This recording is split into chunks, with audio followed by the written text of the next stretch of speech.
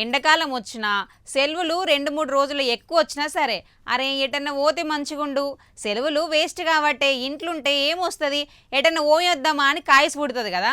ఇక పండగలు వచ్చినా పబ్బాలు వచ్చినా గుళ్ళకు గోపురాలకు తిరుగుతారు, ఇంత కోటలు గుళ్ళు చూసొస్తారు, వాగులు వంకలు ప్రాజెక్టులు చుట్టొస్తారు కదా. గట్లే ఇప్పుడు ఇంకో 11 ముస్తాబు కాబోతున్నాయి మన తెలంగాణలో. మరి ఈ లిస్టులా మీరు చేరబోతున్నారా? అవి ఏమేమి ఉన్నాయి చూడురు ఒకసారి.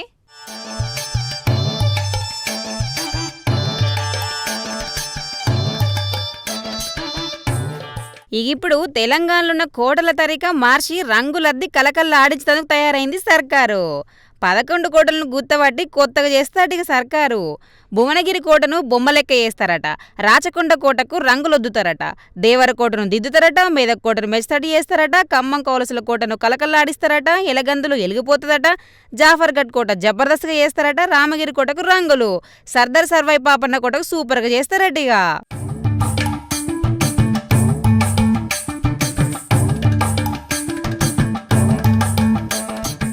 ఈ 11 కోటలకు జోర్దార్ ముస్తాబులు, అదిరిపోయే రంగులు, కలర్ఫుల్ లైట్లు, సూపర్ సౌండ్లు, కండ్ల జదలే కలర్లేసి ముస్తాబు చేయాలని కంకణం కట్టుకుందట సర్కారు. ఇక చూసిపోయేందుకు ఒక చిన్న పిక్నిక్ స్పాట్ లెక్క కాదుల్లో, సినిమా వాళ్ళు పోయి ఏడనో పెద్ద పెద్ద కోటలలో పెండ్లి చేసుకుని వస్తారు కదా, అట్లా ఈడున్నోళ్ళు పోయి ఇక కోటలలో పెండ్లి చేసుకునేటట్టు ముస్తాబు చేస్తారట. ఏమందం పెండ్లి చేసుకుంటే గిడన చేసుకోవాలరా నాయన అనుకుంటారట, అద్దుతారట రంగులు, లైట్లు, కొత్త డిజైన్లు పెడతారట. మరి